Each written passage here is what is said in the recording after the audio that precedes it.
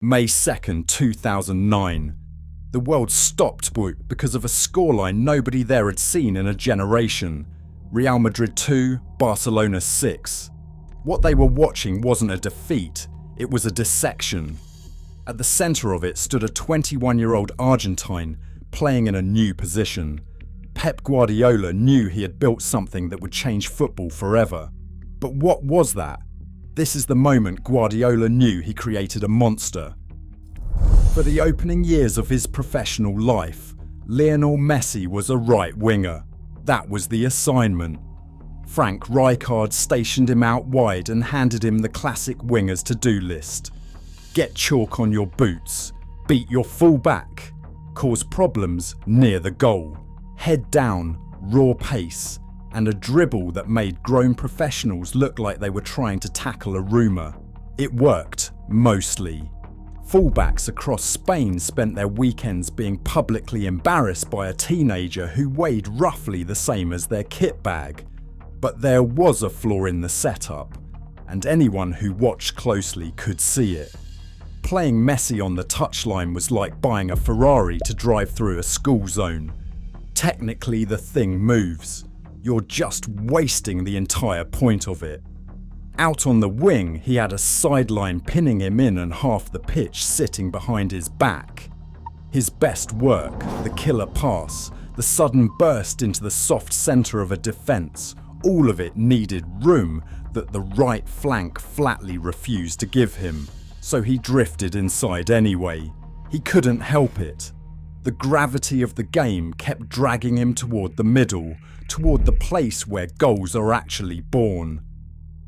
And there was a second problem, one that had nothing to do with tactics. For years, Messi's own body had been trying to sabotage him. A growth hormone deficiency as a kid meant he had needed medical treatment just to reach a normal size, and the rapid growth that followed left him fragile. A hamstring here, a pulled thigh there, a metatarsal that cost him 11 league games one season. He was so quick, so low to the ground that opponents could only stop him by fouling him, and his body kept paying the bill. So the young Messi was a paradox. Clearly the most talented player at the club. Huge thanks to our sponsor OK Jersey. If you're looking to add high quality kits to your collection, from the latest 2026 season to iconic retros, they've got you covered starting at just £15. Please use my promo code MAUS to get an 8% discount. Also the one you couldn't fully rely on, stuck in a position that used maybe half of what he could do. There's an irony buried in all of this too, because the centre was never foreign territory for him.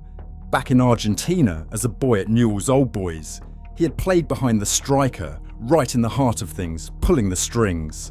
The famous number 10 role, the enganche, the Argentine playmaker who lives between midfield and attack. The middle of the pitch was his native language. Somewhere along the way, in the machinery of a big European club that already had its stars occupying the good real estate, he had been quietly filed out to the wing and told to make himself useful there. So when the great tactical revolution finally arrived, it worked less like an invention and more like a homecoming. Guardiola was about to send Messi back to exactly where he had started, and then watch what a fully grown genius could do with the position a small boy had once played in a dusty stadium in Rosario. Then, in 2008, two things happened that quietly rearranged the future. Ronaldinho left, and Pep Guardiola walked in. Guardiola inherited a squad that had gone soft and a genius who was still being used as wide decoration. His answer was a 4-3-3 that turned possessions into a form of slow-motion torture. Dani Alves bombed up the right flank outside Messi, which meant Messi no longer had to hug the line to give the team width. Samuel Eto'o stretched defences through the middle. Behind them, Xavi and Andres Iniesta passed opponents into a quiet despair. And Messi, finally given permission to cut inside onto that left foot, started turning into something new, not just a dribbler. A problem with no clean answer. He was scoring, creating, dropping his shoulder and leaving defenders committed to a direction he had already abandoned 2 seconds earlier. by the spring of 2009, he was the most dangerous right-winger alive. Which, if you happen to be Pep Guardiola, raised a very uncomfortable and very delicious question. What happens if you take the wall away completely? Guardiola had a habit that bordered on an illness. He watched film, not a little film, all of it. Coaches talk about studying opponents the way people talk about flossing, as a virtuous thing they fully intend to get around to. Pep actually did it, for hours in the dark, rewinding the same passages until patterns started bleeding through the screen. That week, he was watching Real Madrid. And Real Madrid, for all their money and all their talent, had a weakness sitting right in the middle of them.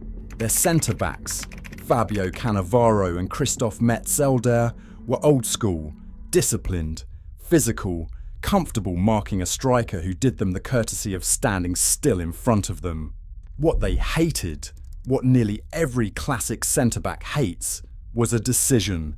Specifically the decision of whether to follow a forward who suddenly drops deep, or to hold the line and let him wander. Follow him, and you rip a hole in your own defence. Stay, and you hand one of the best players on earth a quiet acre of grass between the lines. Pep looked at that gap and saw a door. The day before the match, he called Messi into his office at the training ground. Messi later admitted the whole thing caught him off guard. Guardiola told him he'd been studying Madrid obsessively, the way he studied everyone, that he'd talked it through with his assistant Tito Villanova, and that they'd landed on something strange. Messi would not start as a winger. He'd start through the centre, as a false nine, a striker who refuses to behave like one. The plan was almost cruel in how simple it was. Eto'o and Thierry Henry would push out wide. Messi would begin in the middle and then immediately drop back into midfield, joining Xavi and Iniesta. That would force Madrid's centre-backs into the exact decision they couldn't stand. If they followed Messi out, Henry and Eto'o would tear into the space they left behind. If they refused to follow, Messi would collect the ball between the lines with his head up, which is less a football tactic and more a slow, deliberate mercy killing. Messi said later that there was even a moment in the game itself where you could see the whole idea click into place. A lovely goal built from exactly that movement. There was no dramatic speech, no whiteboard smashed over a knee, just a coach calmly explaining that he'd found the loose thread in the enemy's coat, and a young man slowly realising he was about to be handed the scissors. Messi went home. Guardiola, one imagines, did not get a lot of sleep. He designed the trap. Now he had to sit and watch someone spring it in front of 80,000 people who wanted, more than almost anything in the world, to see him fall on his face. For 14 minutes, the plan looked like a mistake. Real Madrid came out sharp and angry.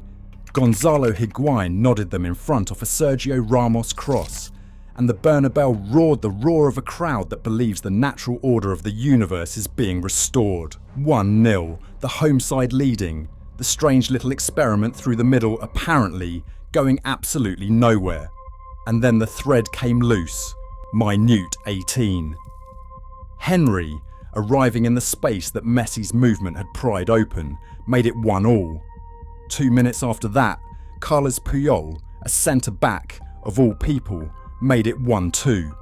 In the space of 120 seconds, Real Madrid went from leading at home to losing at home, and the crowd's roar curdled into something quieter and a lot more nervous. Then the monster started scoring. Minute 36. Casillas took a short goal kick, Madrid coughed it up under pressure, and the ball dropped for Messi, who finished one-on-one like he was closing a door behind him. 1-3. The Bernabeu had seen this player before, but not like this.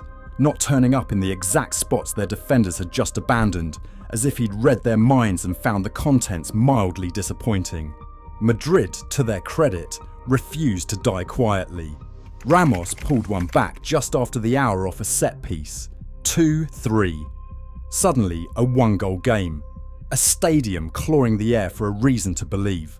For about 15 minutes, The Bernabeu convinced itself a comeback was coming. That class and history and 80,000 voices would eventually drag this back to something respectable. They were given roughly 90 seconds to enjoy that feeling. Minute 59, Henry again, off yet another pass into the very space Messi's movement kept manufacturing.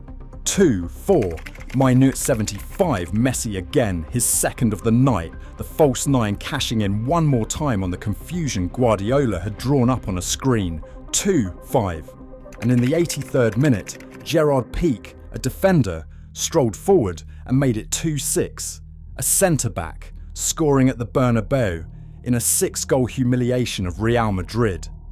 That is the kind of detail the universe includes purely to twist the knife a final quarter turn. By the end, it had stopped being a football match. It was an exhibition, staged in front of the one audience on earth least equipped to enjoy it. Barcelona kept the ball, moved the ball, passed it in tight little triangles around exhausted white shirts, and every so often just walked it into the net. Xavi and Iniesta pulled Madrid's midfield apart one gentle pass at a time. Madrid's players chased shadows, then chased each other, then simply stopped and shrugged, because there was nothing left to do but wait for the whistle. Their coach stood on the sideline with his hands turned upward in the universal gesture of a man watching a house burn down that he is not allowed to enter. The home fans, the ones who hadn't already fled for the exits, watched in the specific silence of people who understand they are witnessing something historic and are standing helplessly on the wrong side of it. 2-6 at the Bernabeu. Barcelona's biggest win there in decades, and the first time either club had ever scored 6 goals away from home in the fixture's long, poisonous history. Higuain and Ramos both scored that night. Nobody remembers. What everybody remembers is the small man in the middle who kept dropping into space that logically should not have existed, and the tactic that turned a right winger into the gravitational centre of a massacre. Guardiola had a theory that morning. By full time, he had a weapon, and weapons, once fired, have a nasty habit of becoming permanent. Here's the trouble with building a perfect thing. You then have to live with it for the rest of your life. The 2-6 was not a one-off party trick. It effectively snapped the title race in half.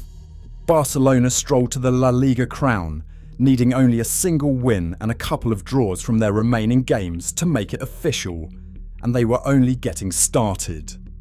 3 weeks later, on May 27th, Guardiola's Barcelona beat Manchester United 2-0 in the Champions League final in Rome, completing a treble in Pep's very first season as a manager.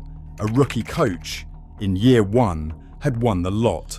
Then the team kept swallowing silverware whole. 6 trophies across the calendar year of 2009, the full sweep, a haul so complete there wasn't much left to win.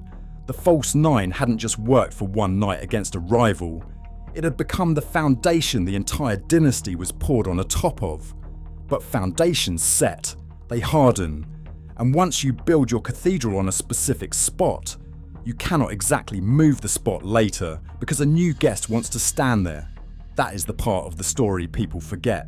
The 2-6 didn't just beat Real Madrid, it quietly locked Guardiola into a decision he hadn't fully realised he was making. From that night on, the most important square metres on the pitch belonged to Messi. Everything else, every signing, every system, every tactical wrinkle, would now have to be designed around a small man who dropped into midfield and detonated defences from the inside.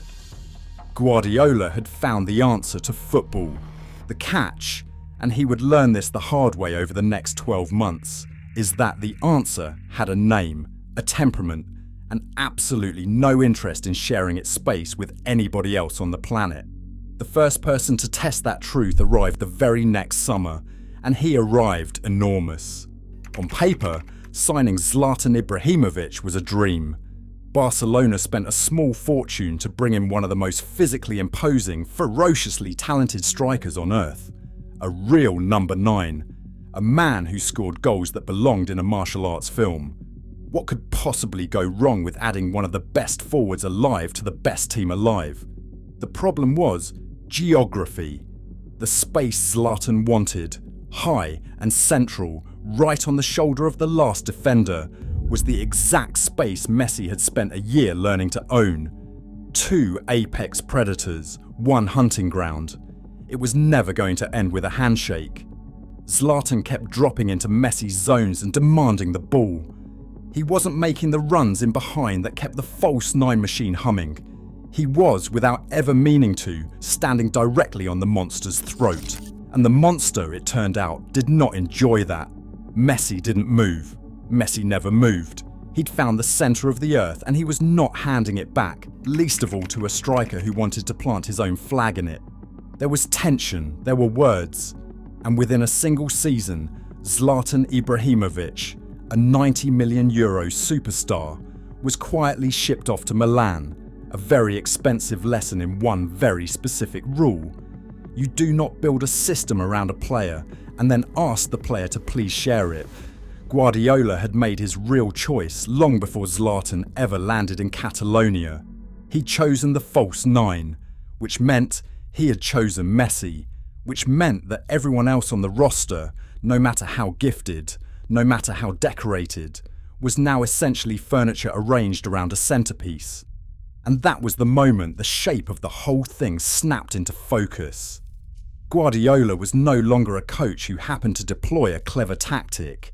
He was the keeper of a phenomenon.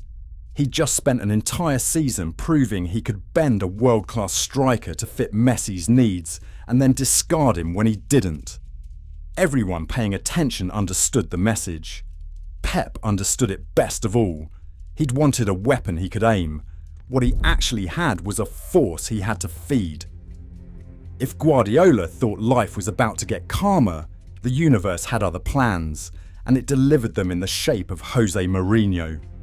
In the summer of 2010, Real Madrid, humiliated and desperate, hired the one manager on earth built specifically to stop teams like this. Mourinho did not come to play beautiful football. He came to strangle, to frustrate, to turn every Clásico into a back alley knife fight and drag Barcelona down into it with him. For the next 2 years, the two clubs met again and again, sometimes 4 times in a matter of weeks, and the fixture stopped being sport and became something closer to open war. Red cards, feuds carried into press conferences, players surrounding referees in packs. At one point, Mourinho literally reached in from the sideline and poked a Barcelona assistant in the eye, which tells you roughly the emotional register everyone was operating at. These weren't really 2 teams anymore. They were 2 opposing philosophies of the sport, locked in a cage, trying to end each other. Mourinho's entire mission was to solve the puzzle that had destroyed Madrid at the Bernabeu, take away the space, crowd the middle, deny the false 9 the oxygen it needed to breathe. His first real answer came on November 29th, 2010, at the Camp Nou. It went catastrophically. Barcelona beat Real Madrid 5-0, a result so total, so humiliating, that it earned its own permanent nickname, the Manita, the little hand. 5 fingers held up, 1 for each goal, in the face of a rival who had spent a summer and a fortune specifically trying to prevent this exact afternoon. The same trap, the same movement, the same defenders left grabbing at empty air where Messi used to be. Mourinho, the great destroyer, had walked in with a plan, and the monster had eaten it. Then, in 2011, the 2 giants collided at the very top of Europe, meeting in the semi-finals of the Champions League. Barcelona came through and went on to the final at Wembley, where they took Manchester United apart 3-1 in a performance so dominant that Alex Ferguson, a man not known for handing out compliments, admitted afterward that his team had simply been given a lesson. Messi naturally scored, drifting into the space no English defender knew how to police. 2 years. 2 of the greatest managers in the sport's history, Mourinho and Guardiola, going at each other with everything they had. And the deciding factor, over and over, was the same 20-something Argentine appearing between the lines, in the pocket of grass that Pep had first spotted on a screen back in 2009. Everyone in football could now see the problem clearly. The trouble was that seeing it and stopping it turned out to be two completely different things. And then Messi did the thing that stopped even making sense as sport. Freed permanently into the centre of the pitch, given the whole width of the game to work with, he stopped being a great player, having great seasons, and turned into a printing error. The numbers from this stretch of his career do not read like a footballer, they read like someone forgot to check the math. In the 2011 to 2012 season, Lionel Messi scored 73 goals in all competitions. Not a typo, 73 in a single club campaign, a European record that still stands today, and that no one since has come within a dozen goals of matching. He scored 50 of them in La Liga alone, obliterating a record that had stood for decades. In March of that season, against a genuinely strong Bayer Leverkusen side that would finish near the top of the Bundesliga, he did something no human had done before. He scored 5 goals in a single Champions League match, not against some part-time minnow being fed to the giants. Against a real European team, in the knockout rounds, 5 times in 90 minutes. The first player in the competition's entire history to ever manage it, and years later, still one of the only ones.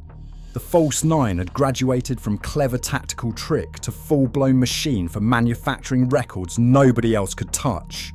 Then zoom the camera out to the full calendar year of 2012, and the number stops obeying the laws of the sport altogether. 91 goals, 79 for Barcelona, 12 for Argentina.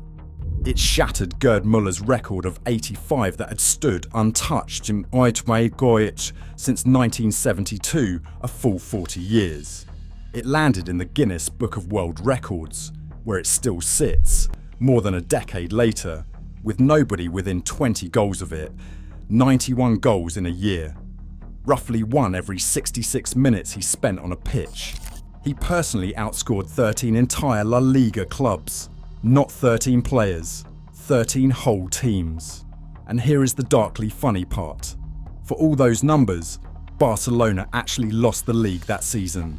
Real Madrid, dragged upward by Cristiano Ronaldo's own record-breaking haul, finished 9 points ahead. Barcelona then went out of the Champions League in the semi-finals to Chelsea, a night capped by Messi thumping a late penalty off the crossbar. The greatest individual scoring season the sport had ever recorded, and the team still came up empty-handed in the 2 competitions that mattered most. Which points to the crack running underneath the whole miracle. Somewhere inside that avalanche, a new word quietly entered the Spanish language: Messi-dependencia.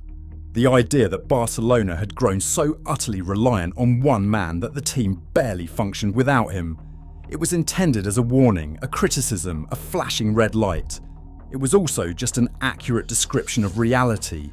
Guardiola had built an attack so perfectly optimised around a single genius that when the genius had an ordinary night, or was finally marked out of the game, there was no obvious plan B waiting behind him.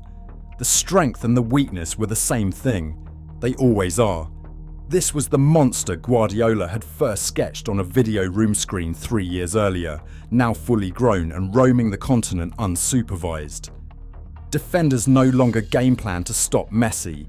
They game plan to lose by a smaller margin. Managers spoke about him the way people talk about severe weather, as a condition to be endured rather than a problem to be solved. And the man who had built it, the obsessive who once sat alone in the dark and found the single loose thread in Real Madrid's defence, could now only stand on the touchline in his suit and watch the thing he'd released keep getting larger, week after week, goal after impossible goal. In the summer of 2012, Pep Guardiola walked away from Barcelona. The official reason was exhaustion, and it was genuinely true. 4 years at that altitude, that intensity, that level of obsessive control would hollow out any human being. But there is a quieter reading of his exit, and it fits the arc of everything you've just watched. He had built the most devastating attacking idea of his entire generation, And then he spent years slowly discovering that he was no longer its author. He had become its caretaker. You do not manage a force of nature, you just try to keep it fed, keep it pointed roughly forward, and quietly pray it never turns around to look at you. Think about where it all started. The day before a single Clasico in May 2009, Guardiola sat a raw young winger down in his office and explained a small tactical tweak. A striker who drops deep, a couple of aging defenders forced into a decision they could not stand. It was designed to win one football match on one specific night. Instead, it rewrote what a forward was allowed to be. 2 years after the Bernabeu, Spain won the European Championship playing entire knockout matches without a recognised striker at all, using a midfielder as a false nine, and nobody blinked, because Messi had already made the impossible look normal. Later, clubs across the continent bent the same idea to their own stars, deep-lying forwards who created as much as they scored, pressing from the front, dropping into midfield to build the very moves they would finish. Managers who were still players themselves in 2009 grew up to coach the concept. The little boy's position from Rosario had become a global tactical language, and it produced a run of individual numbers the sport genuinely still struggles to believe actually happened. That is the strange, dark punchline buried in this whole story. Careful what you build. Sometimes it works. And every so often it works so completely that it stops being yours, walks out onto the grass at the Bernabeu on a warm May night, and never once comes back the same size it left. Guardiola went looking for a way to beat Real Madrid on a quiet Tuesday afternoon, alone in a dark room staring at a screen. What he found down there was closer to a myth than a tactic. And the truly frightening part, the part he seemed to understand long before anyone else in the building did, is that on the night it was born, he had only just finished winding it up.